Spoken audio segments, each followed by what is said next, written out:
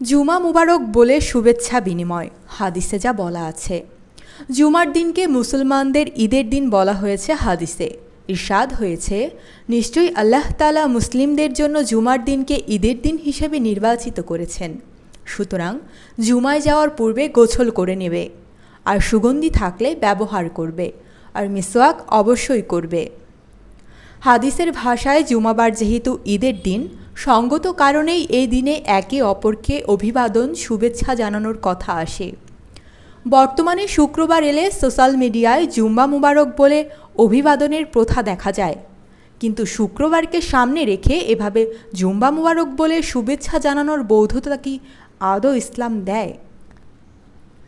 এই ব্যাপারে সঠিক সমাধান জানতে চান অনেকে। এর উত্তরে আলেমদের বক্তব্য হলো, দিনটি মুসলমানদের জন্য ঈদের দিন হলেও এর জন্য আলাদা আলাদা অভিবাদনের কোনো শব্দ বা বাক্য নেই। নবীযুগ ও সাহাবায়ে কেরামের যুগে এর কোনো প্রমাণ পাওয়া যায় না।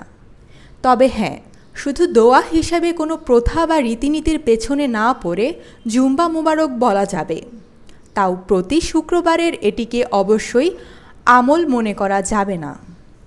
রাসূলুল্লাহ সাল্লাল্লাহু আলাইহি সাল্লাম বলেছেন, কেউ যদি আমাদের ইসলামের সঙ্গে সাদৃশ্যপূর্ণ নয় এমন কোনো আমল করে তা প্রত্যাখ্যান হবে।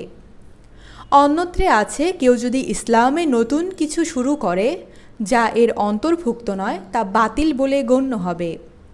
আর একে অপরকে জুমা মুবারক বলে শুভেচ্ছা জানানোর এই নব্য আবিষ্কৃত প্রথা সুন্নাহ সমর্থিত কোনো আমল নয়, তাই ওলামায়ে কেরাম এটিকে বিদাত বলেছেন।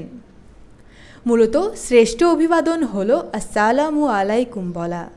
সুখে দুঃখে এই অভিবাদন বরকত নিয়ে আসবে, কারণ ইসলামে এটিই একমাত্র অভিবাদন পদ্ধতি বা রীতি যা মুসলমানদের জন্য সঠিক ও যথার্থ। আল্লাহ তাআলা আমাদের সবাইকে বুঝার ও আমল করার তৌফিক দান করুন। আমিন।